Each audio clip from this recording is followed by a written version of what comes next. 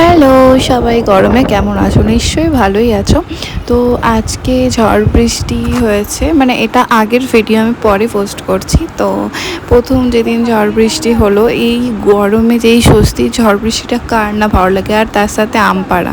আর আমাদের আমটা মানে গাছে ছাদে উঠলে মোটামুটি পাড়া যায়। তো আমরা এখানে ওই আম পড়ে যাচ্ছিলো, আমরা আম পাড়ছিলাম, খুব ভালো লাগে কিন্তু ঝড় বৃষ্টিতে আম পাড়তে। আর ওয়েদারটা এত সুন্দর হয়ে গেল।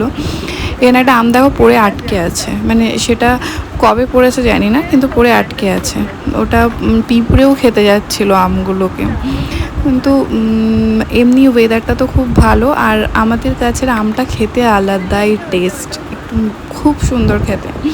আর এই দেখো ওয়েদারটা দেখছো কি সুন্দর, মেঘলা মেঘলা করেছে, চারপাশে জোরে জোরে হাওয়া দিচ্ছে, বেশ ভালোই লাগছে। আর বৃষ্টিও দেখতে দেখতে স্টার্ট হয়ে গেল।